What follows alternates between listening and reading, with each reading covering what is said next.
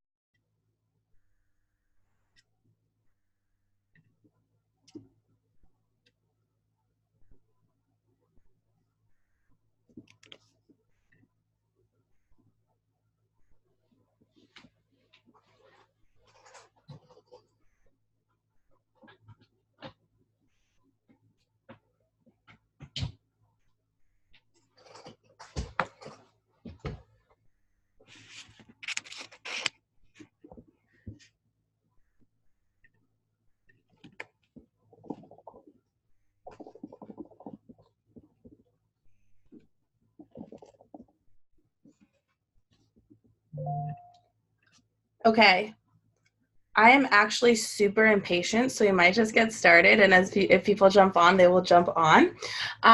So this is a super totally laid back masterclass. Sorry, I should not be getting any more messages. Okay, super laid back masterclass. I just was really excited. It came to me a couple weeks ago to do this and talk a little bit, and I wanted to be able to share with as many people as wanted to about signing clients, calling in clients and signing clients.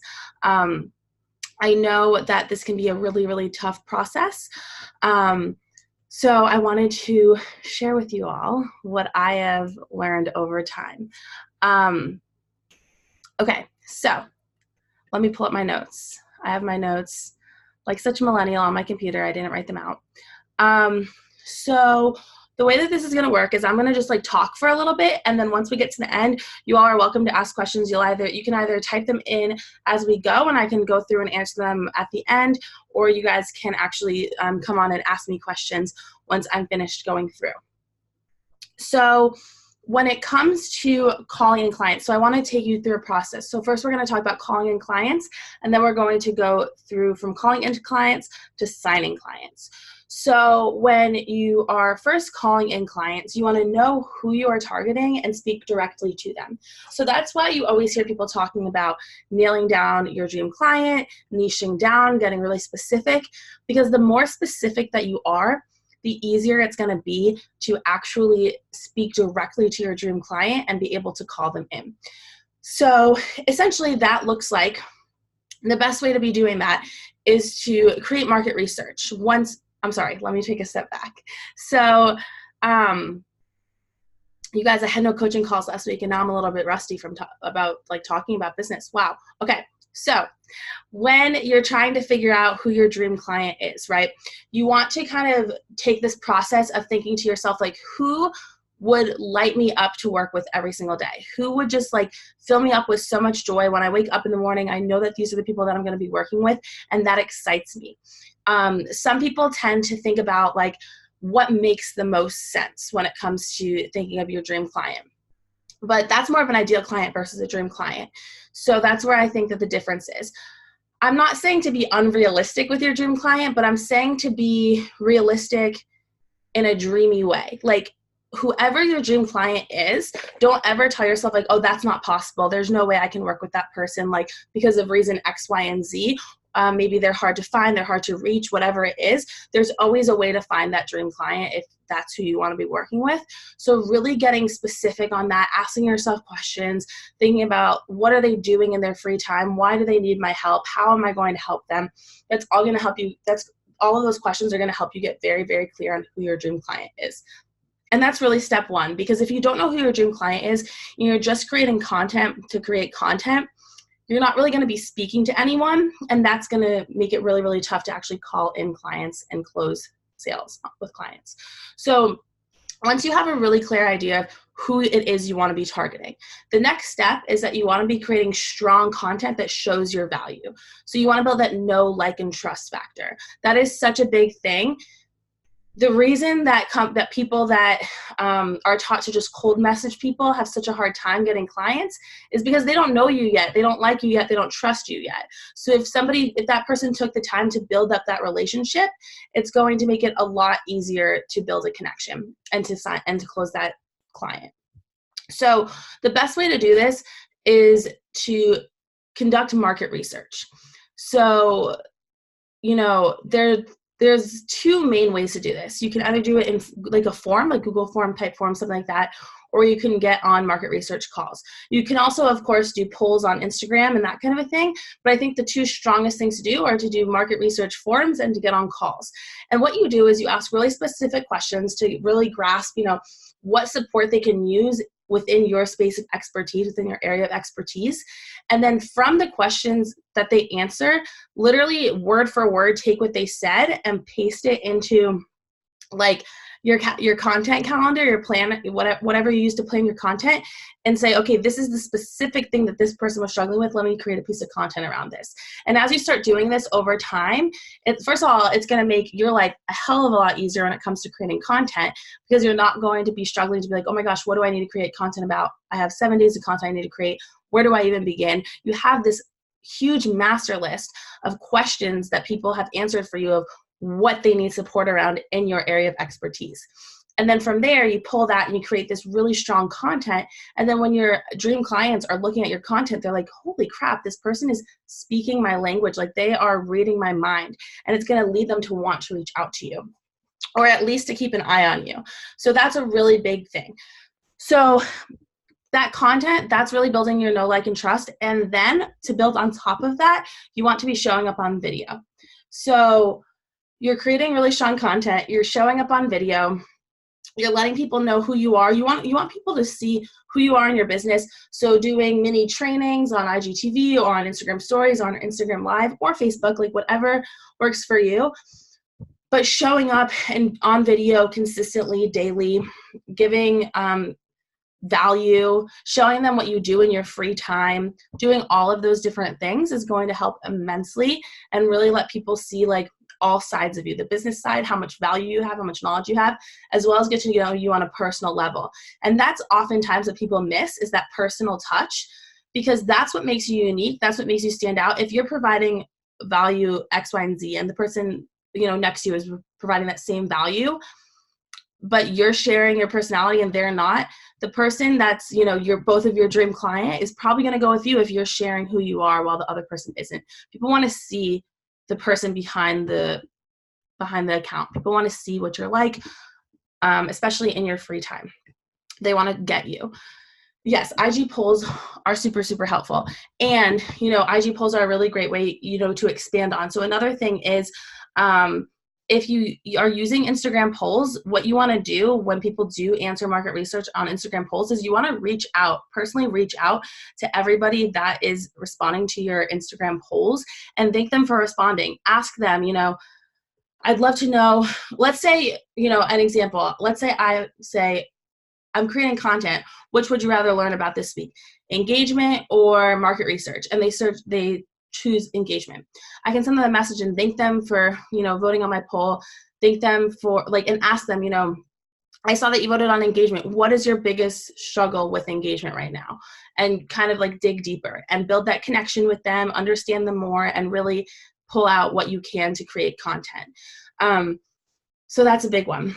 And then again, showing up on video, like I was saying. So then from there, it's being social. So it's all these different steps that are going to lead to calling in your clients, your dream clients, and then we'll go over to, okay, so you've called them in, now let's sign these clients. So, once you know directly who you're targeting, who you want to be working with, you start creating the strong content through doing market research to call them in. You're showing up on video as well, providing value and showing them into your life. And then you want to start being social. So that goes with that tip that I just gave you about responding to people's votes on your poll, like sending them messages. You want to be social in as many ways as possible. Maybe you're messaging people that are following you, like your new followers, you're reaching out to them. Thank you so much for following me. I'm so excited to connect with you. And then pick something to connect with them on.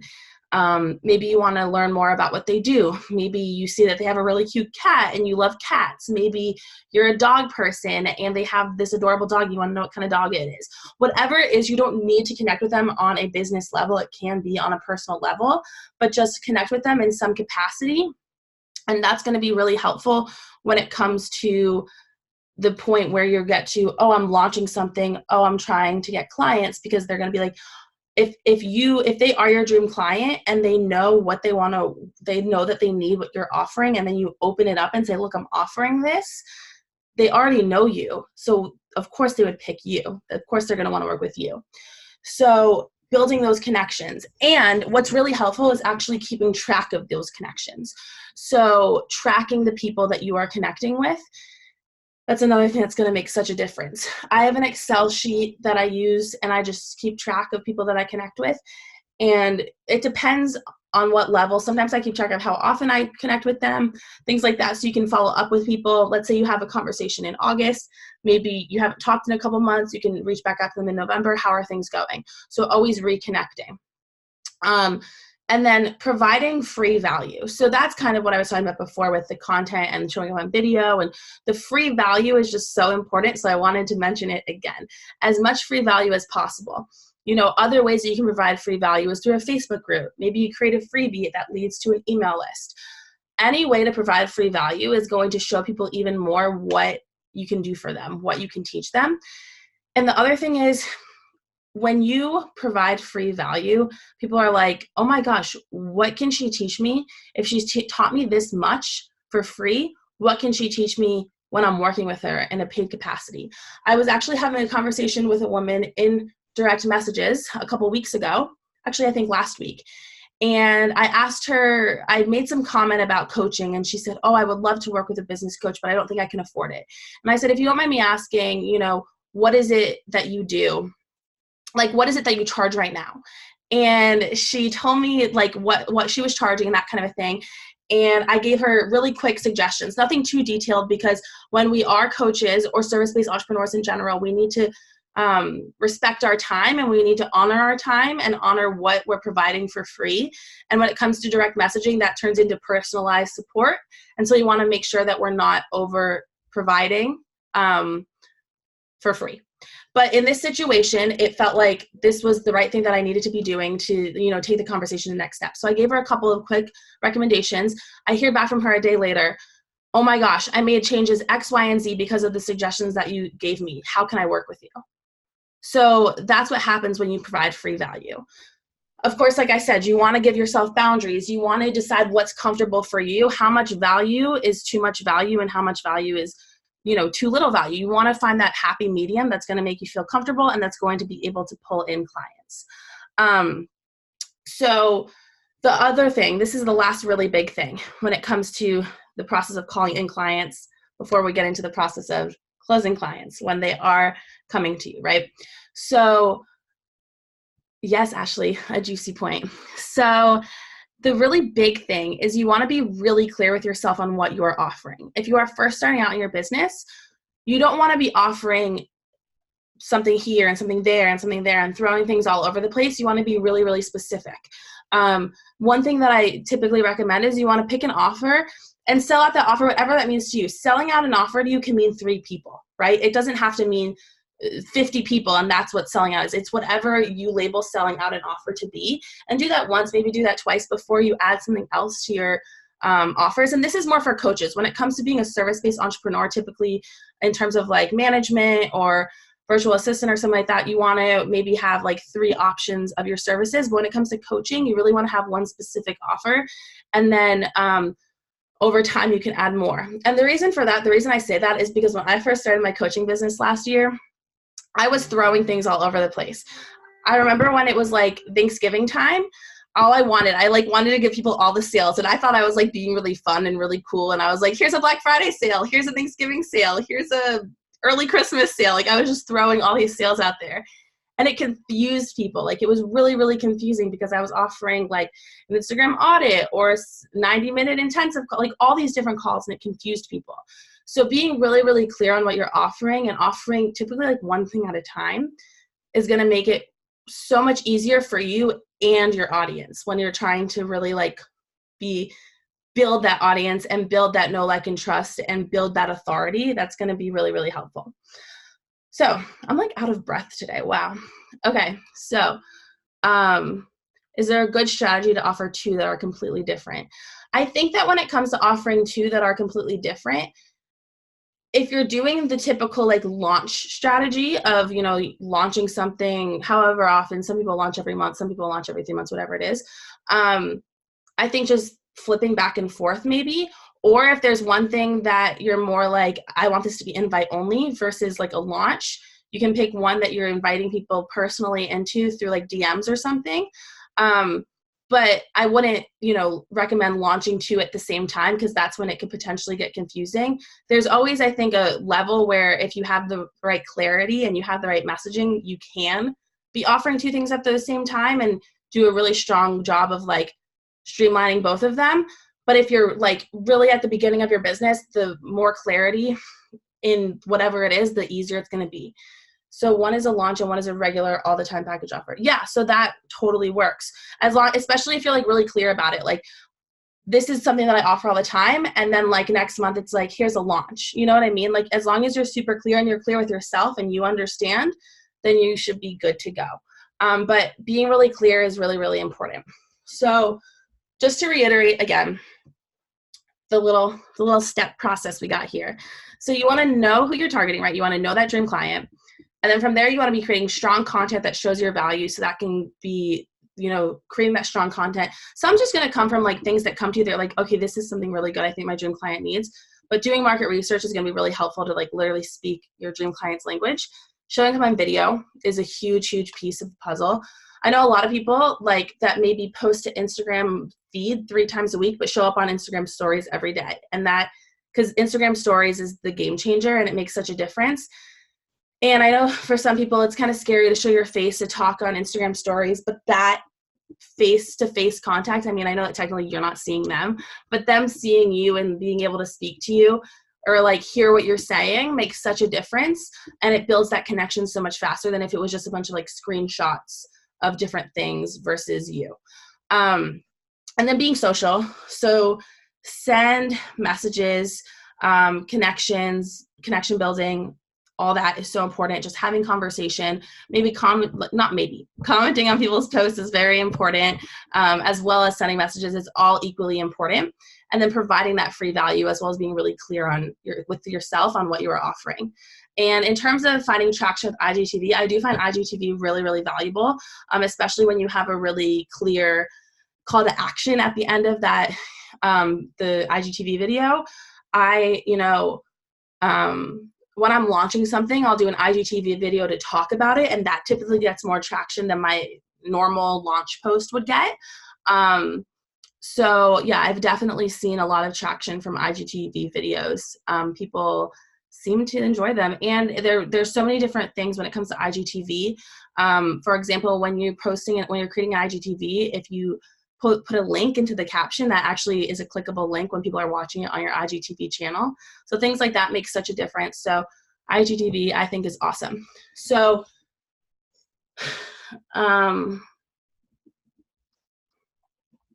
yeah, so in terms of social media, what I do sometimes take days off, and I do see an effect, right? So I didn't really show up online this whole weekend. I had like 5 friends in town. It just wasn't an option for me. And so I posted today, and it was a little bit slower than a typical post would be, but it's just like accepting and being comfortable with that and being okay with that. And knowing that you'll always bounce back. And then the other thing is coming on, and this can honestly be part of the calling in clients process, is coming on social media with a game plan with a strategy in place, not just coming on to scroll through your homepage and just see what you see or go through people's Instagram stories, but to go on and say, okay, I'm going to spend, I don't know, 20 minutes DMing people. I'm going to spend 20 minutes commenting on people's posts, whether they're my followers or through a hashtag or through whatever way. And I'll spend like 10 minutes watching people's Instagram stories. So giving yourself a plan and holding yourself to that plan. Yeah, or however much time works for you. There's going to be days where you have more time. There's going to be days where you have less time, but being intentional about it. That's what makes such a difference. And that's what helps you get on and off the app without losing your mind and getting overwhelmed. So yeah, that's a good question. But so keeping that in mind of having a plan and sticking to this process of like providing the free value and showing up and building connections is everything you need to do. And it's consistency. It takes time. So it's acknowledging that 9 times out of 10, a business doesn't blow up overnight. It doesn't often happen like that. That's like 1 in a million, right? So just being really aware that like it's the long game, and that's okay, and that's fun, and that's part of business. You don't have to make somebody reach out first. I think that it's totally fine to reach out to people. So typically what I do is I will reach out to new followers of mine and connect with them, thank them for following me, and genuinely wanting to get to know them. I have some friends that will, when they are like on Instagram doing their thing, if they come across somebody that they want to work with, they will follow that person, engage with them, and actually send them a message and connect with them before they even follow them. I'm a guinea pig. I'll try anything just to see what works best. So I'm trying that to see what happens, but I literally decided today I'm going to try it and see what happens. So I have nothing to let you guys know yet, but it just depends. Exactly. It depends what you're comfortable with. But yeah, welcoming a new follower. And I don't just say like, thanks for following me, glad to connect. Like I ask a question, I start a conversation. But yes, another way is to reply to people's stories and start a conversation that way. And also being aware that when you are starting a conversation in the DMs, the best way to go about it is to always hold your authority by you always being the one to ask questions. And that doesn't mean that they can't ask you a question and you can't respond. It just means that after you respond, if they do ask you a question, ask the next question. Don't leave it up to them to continue the conversation. You continuing the conversation will hold your authority. Even if it's a conversation about dogs, like if it's one of those things where you're like, okay, this is a long game connection, like this is not going to be like a quick conversion into a potential client, like this is long game, then it's okay. So an example, so typically when I have conversations, I personally, yes, I'm a business coach and I am genuinely interested in learning about people's businesses. Yes, Joanne, I am saying create relationships. So I'm genuinely curious about people's businesses. So when I get a new follower that is a coach or a service-based entrepreneur, whatever they do, I'll reach out to them. I'll say, hey, whatever their name is, I'm so excited to connect with you. I see you're, let's say, a health coach. What got you into that? And they'll tell me like how they started. And if it's like really short answer, like really simple, I'll try to keep digging. I'll be like, well, that's really awesome. Like how long have you been doing this for? And then they'll tell me, and then I'll just come up with more questions to ask them about that situation. And, you know, if it comes to like engaging with someone through an Instagram story, it might be a more long game connection, right? Like it might take longer to build that into this is a potential client situation, because maybe you DM them because they have a really cute dog on their story and you're telling them your dog is really cute, and maybe the conversation goes and then it ends. But if you reached out to them to tell them their dog is cute because you looked at their profile and you want to work with them, you want them to be your client at some point, then track that person, put them into an Excel file of like potential clients of yours and continue to check back in with them, whether it's continuing to like reach out through their Instagram stories or, you know, checking and be like, hey, like we connected a while ago, love to see how you were doing, or whatever it is, to keep building that relationship over time so that when you do talk about an offer, when you do show up about an offer, whatever it is, they'll see it. And if they truly are a dream client, they'll already have that relationship with you and they'll be interested. So that's kind of that process. Okay, I see it. Okay. I was like, okay, I see you're typing. If you have another question, I'll wait. But yeah, so then, you know, you have this process and then you're doing all the things to show up and build the connection, build the know, like, and trust to call in your clients. So then it comes to the process of actually signing clients. So what does that look like? So the first, no, don't reach out to pitch. Over time, you'll pitch or like invite them on a call, but we'll talk about that in a second. So when it comes to signing clients, you want to invite them to apply. That's the first process. So that can look like personal invitation through direct messages. That can look like announcing that you have an offer, like you have a program that's just launched, whatever it is. Apply through the link in my bio or whatever it is to apply through direct message. Recommend a link in your bio to some kind of application process. So maybe that's a Google form, maybe it's Typeform, maybe it's just questions on your Calendly or Acuity link, whatever it is, ask questions because that's how you're going to pre-qualify someone to get on a call with you. I would say for service-based entrepreneurs as well, because you want to make sure that they're qualified before you get on a call with them no matter what. When I was doing social media management, I can't tell you how many calls I got on with people that said, oh, so my budget is $200 a month. And I said, I can do engagement for you like twice a week if you want to, all you have is $200 a month. If they just filled out my form, I would have been able to tell them, if this is all that you can like spend right now, then we are not a good fit to work together right now. So I would recommend, and the biggest piece, I think the two biggest pieces to a form is finding out what they really want help with right now, because I've had someone apply to one of my programs saying that they wanted help with Facebook ads. All I teach is organic reach. So I don't know how they found me or why they thought I was going to teach ads, but that allowed me to say, you know what, that doesn't work. We're not a good fit. So you want to see what they need support with, and you want to see, in some capacity what their budget is. I think it's more appropriate when it comes to service-based to actually be like, what is your budget in some capacity, whether it's just letting them write it out or saying like ranges. I think that that's more appropriate in that industry because you're more working with established people for the most part. When it comes to the coaching industry, typically what I like to say, because a lot of people that are looking to work with coaches, it's not that they're not willing to invest, but most of the time they don't know what to expect when it comes to the investment.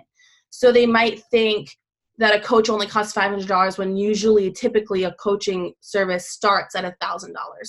So what I recommend for coaching, people that are doing coaching, is to either say, what level are you willing to invest right now, and giving them levels and giving them options. And if they vote under your level, reach out to them and say, well, I don't think we're a good fit right now. If you're not comfortable investing more, like either offer them a lower tier offer, so maybe that's a one-off call with you or something like that, or else offering like to reach back out, maybe next time will be better for you or whatever it is.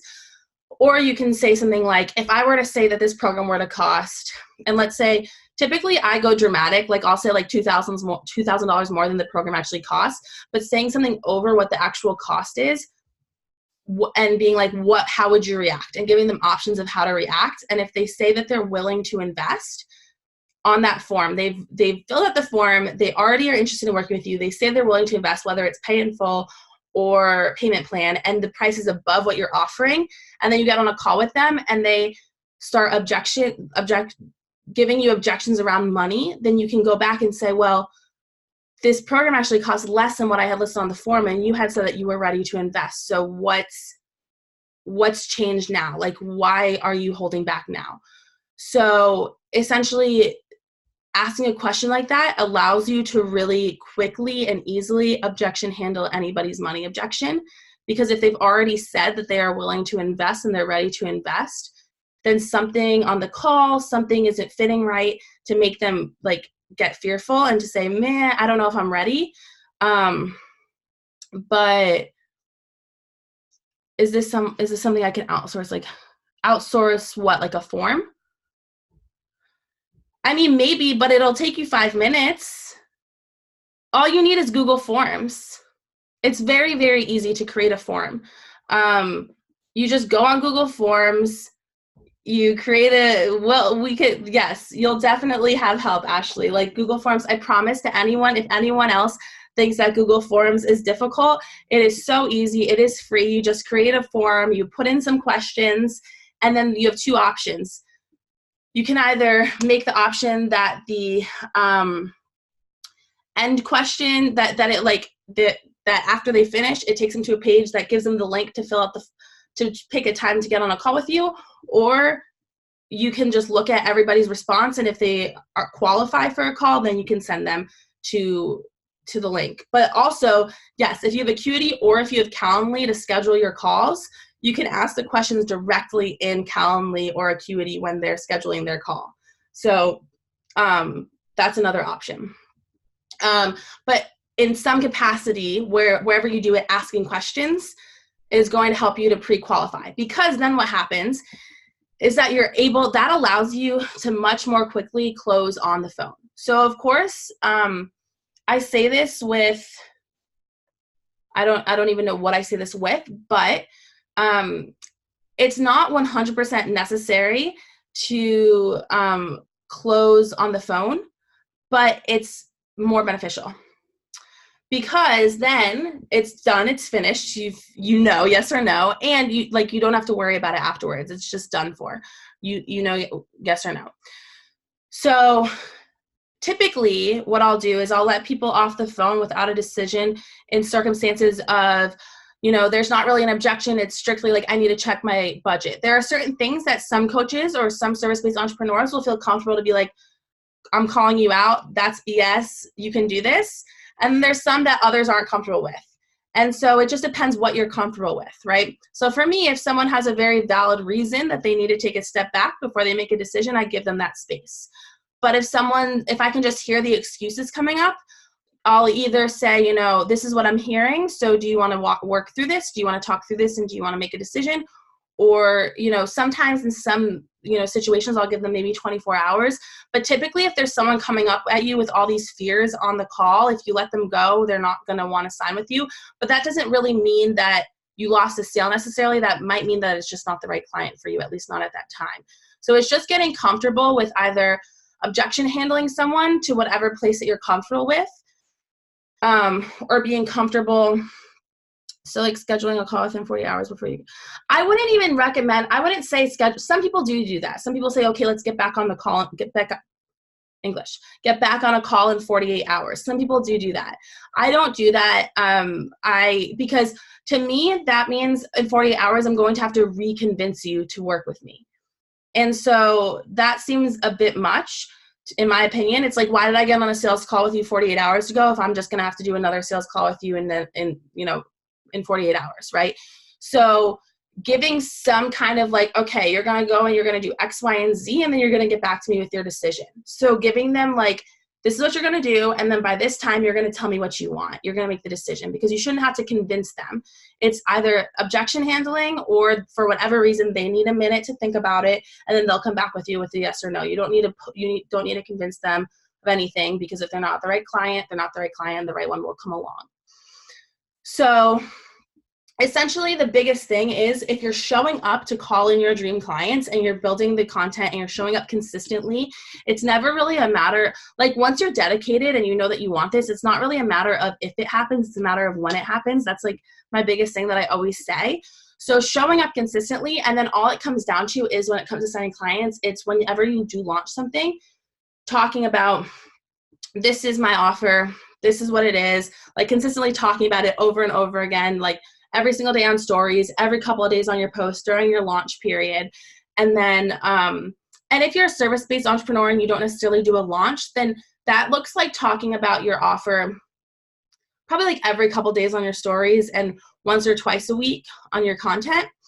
But still you want to be consistently talking about it, because if you're not talking about it, people don't know about it. Especially since it takes like 7 to 8 times for most people to see something before they act on it.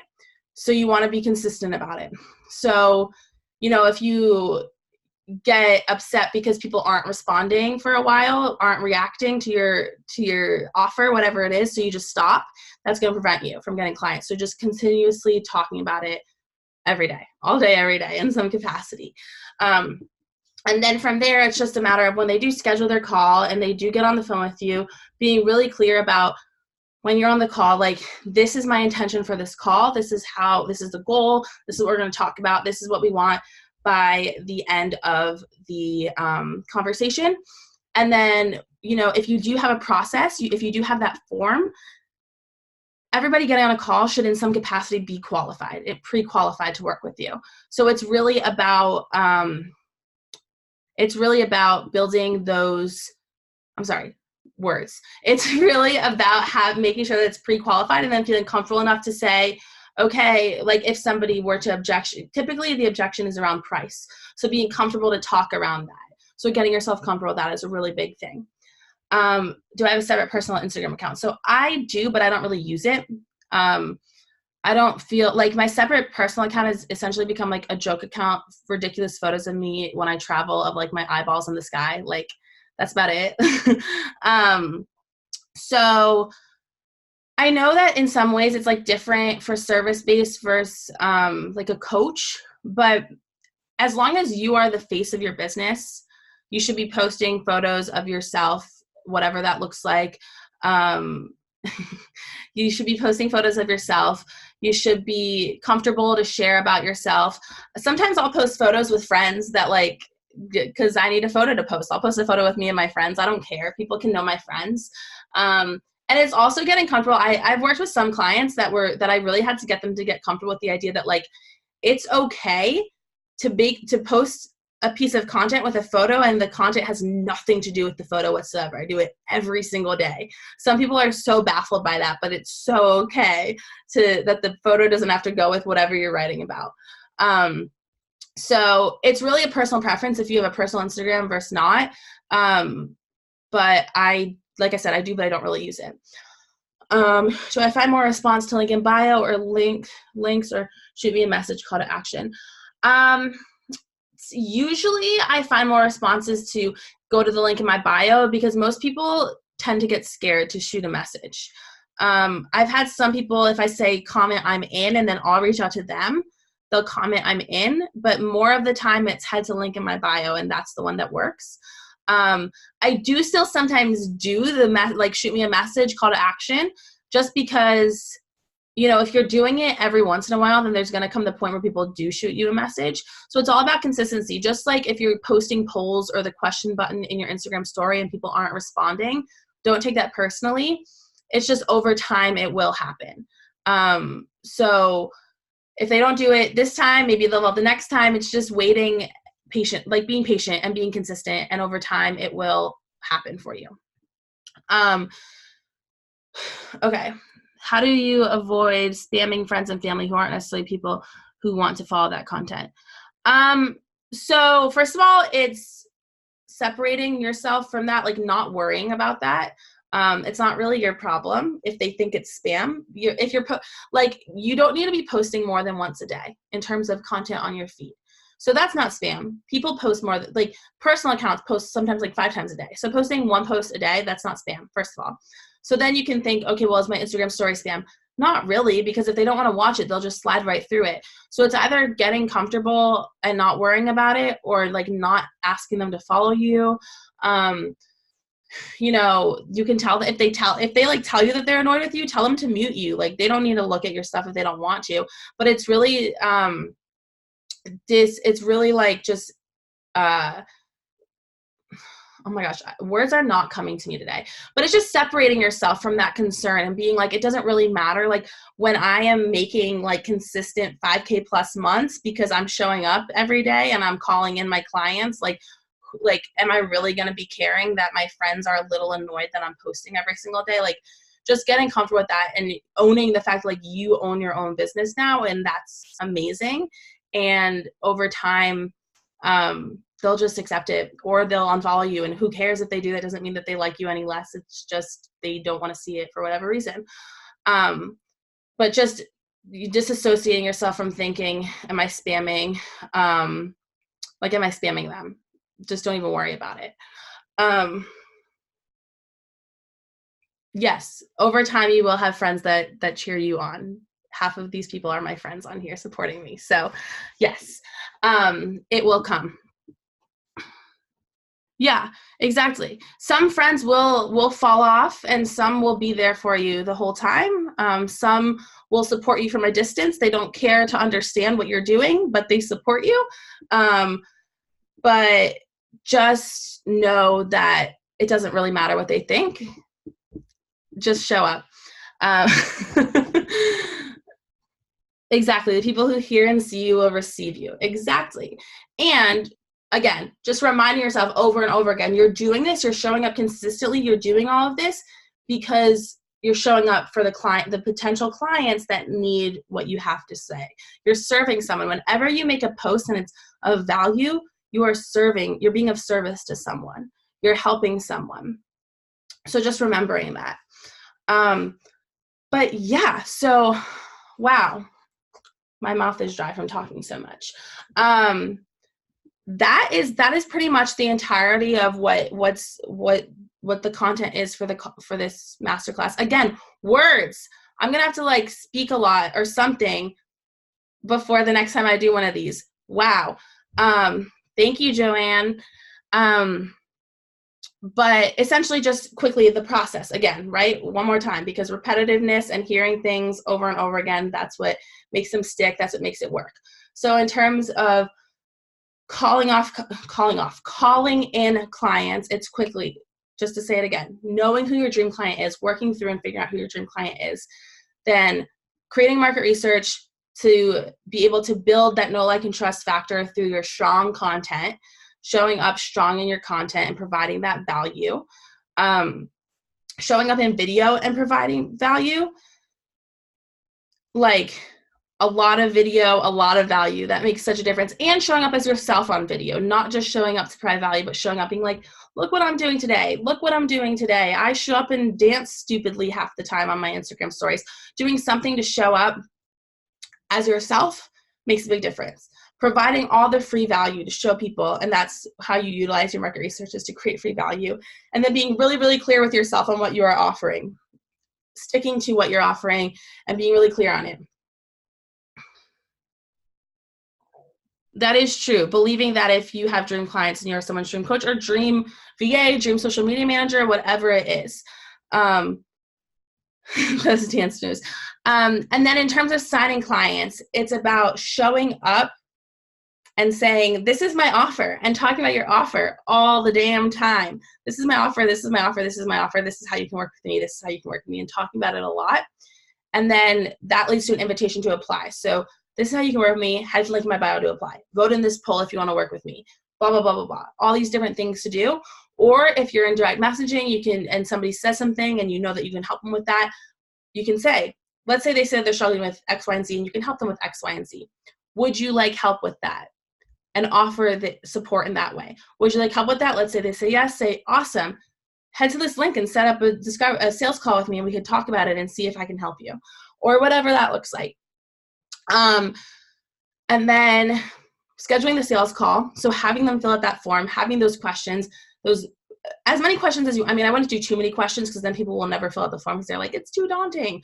But a couple of questions, and make sure to ask, the obvious things of like what's their name, what's their account, that kind of stuff. But then of course asking, what are you struggling with right now, or where do you need support right now? And that question of what they're willing to invest right now, in whatever capacity you want to ask that question.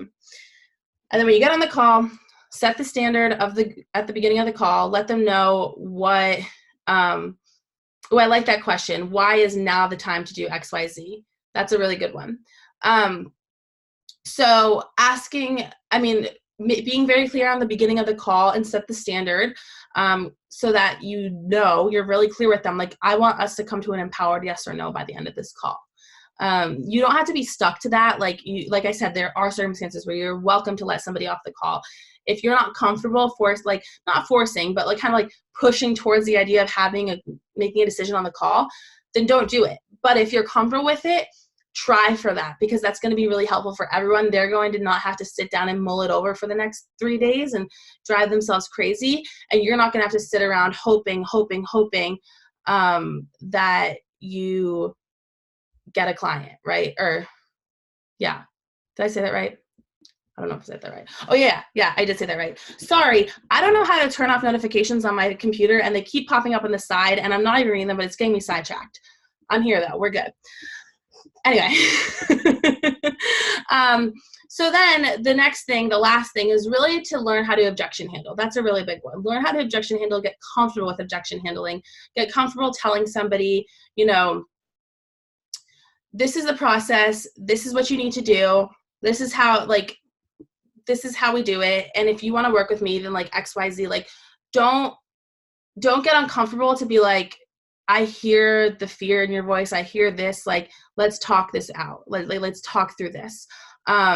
Because if you let someone off the call without them, and even if you're letting them off the call to think about it, if you're letting them off the call to think about it without talking through their fears, without talking through their objections, then they're not going to come back with, there's no chance they'll come back with a yes, because they still have those fears and they haven't been talked through them. So really, your coaching, even if you're a service-based entrepreneur, in some capacity you need a coach, right? Your coaching starts when you get on the sales call. That is the start of your coaching, is on the sales call, because you need to be comfortable to objection handle. And that final thing of, if you have a process, if you have that form, then everybody you're getting on a call with should be pre-qualified. So there really shouldn't be, the main objection that's going to come up then is around money. Even though they said on the form that they can afford whatever, if there is an objection, that's going to be what the objection is money. So getting comfortable working through the money objection. And that kind of starts with being comfortable and confident in what you are charging. So get comfortable and confident with what you're charging, and then you will have no problem objection handling. So that's my spiel. I will stop trying to reiterate because I'll probably space out again. But if anybody has any other questions, you're welcome to ask them now. And yeah, what if my services don't have a flat rate? So do you do something where it's like, let's say, do you have like 3 different packages, and depending upon who they are, they're really dependent on the scope of the specific project? Okay, so, okay, got it. So I would then, maybe on their, like on the form that you're having them fill out to get on a call with you, ask them the scope of the project, ask them what they're looking for, and then ask them that price thing. And if you ask them specifically what they're looking for, and then specifically what are you willing to spend, and there's the potential that people that are reaching out to you don't necessarily know how much something that, like what you do, costs. So you might want to do a range situation, like 500 to 1,000, 1,000 to whatever, like picking ranges, that might be helpful. But yeah, I think that if you ask them the scope of the specific project on the like form to fill out, then it'll be more clear for you to know, because you're right. If they say $500, but you know, what they want is thousands of dollars, that won't really work. I have the lowest price I work for on each service. Like on your website, you list lowest price. Starts at, yeah. I since I specifically do coaching, I don't list my prices. Coaches can, like, different coaches have different feelings about listing prices. I don't list my prices at a starts at thing, especially because I'll always have to be on it, because typically coaching pricing is increased quite rapidly. But yes, I think that it makes sense. When I was doing social media management, I did say this starts at this starts at this. So if you're service-based, I think it's totally acceptable to have a starts at price. So that's an option. It's just, so you might want to think about, let's say it's like web design, because I know that can like skyrocket really quickly. Being really clear, like it depends on the person, but if that's the case and you want to put a starts at thing, you might want to be like starts at for X, Y, and Z, depending upon how you're feeling, just to make sure that you don't give someone the wrong impression and they're like, oh, you mean you won't make a 50-page website for me with SEO and all these things for $699? What do you mean? You know, like, you just, if you ever run into that, that might be when you want to change it, you know? When is the right time to tell them the price? So I don't recommend, unless you have a strong relationship with someone in, like, through direct messaging, maybe you've gotten on a call with them here and there, maybe you know them personally, whatever it is, I don't give the price in direct messages. Unless it's like a very like obvious conversation, whether they, you know, it's last chance to get on a price and they don't have time for a call before Friday and you don't have time for a call before Friday, I might have a conversation in the direct messages. You know, if like I said, if I'm comfortable with the person, if I know the person isn't going to disappear the second I tell them the price, then I'll tell them the price in direct messages. But if not, you tell them the price on a sales call. And the process of a sales call, that's something that I walk through my clients with. But the process of the call, when you talk through everything. The price is the very last thing you talk about on a sales call. You talk through everything. You make sure that they're excited about the investment. You make sure that it's what they want to do, whatever, XYZ. And then at the very end of the call, you tell them the price, and then you don't say a word until they respond to you. If it's like 45 seconds and it's really awkward and they haven't said anything yet, then maybe you can be like, hello, what are you thinking about this? Like, where you at? But if that is an option as well. But if you continue to like talk after you say the price, then it shows your fear and it shows that you're nervous, and people most likely are gonna feel like they have a better chance of trying to like negotiate you down. I don't really think I don't think that people should be negotiating. Sometimes in certain situations with service-based, I can see where it makes sense.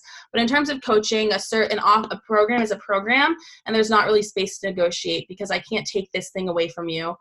It doesn't make sense. So just be really comfortable, be really confident in your pricing, say your pricing, shut up, wait for them to respond, and then deal with the objection handling if there is any. But price is the very last thing that you talk about. Yeah. Yes, exactly. Stay very confident and firm in your pricing as a very last thing. Any other questions?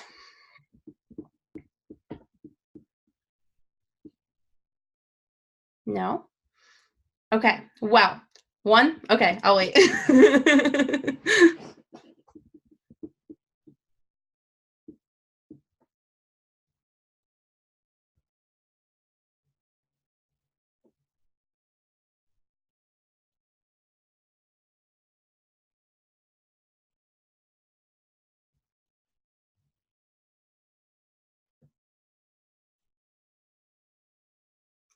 Transitioning to coaching, should a person start with free or reduced price to get bright?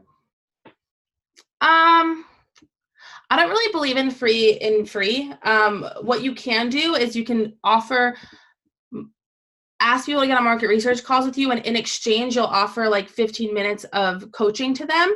And of course, you can't then say, give me a testimonial, because they just gave you market research. So you're giving them a little bit of coaching in exchange for market research. But what you can do then is follow up like 3 days later and say, hey, how did that support, like, what did that support do for you? And like, see what they say from there.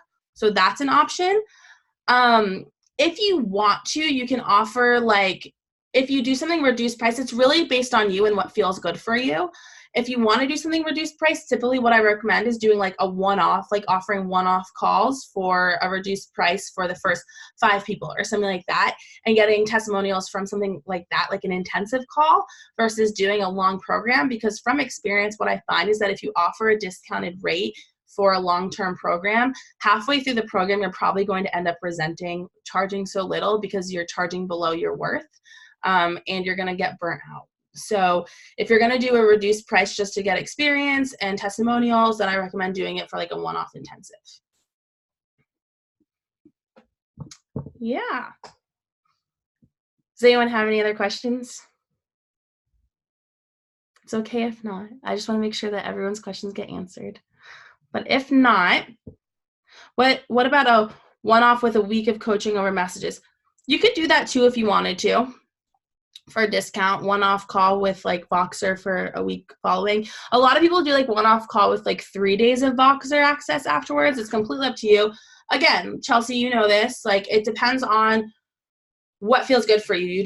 If you get to a price you're like, that feels really unfair, like that does not feel good, that's way too low. Get to a price that it's like, okay, I know that this is less than I could be charging, but I'm still comfortable charging this for what I'm providing them. That's the way I would look at it.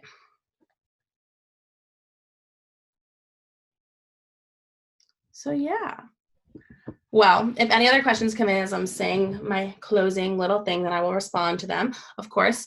But thank you all for coming on here and being here and listening and asking your questions. I so appreciate it.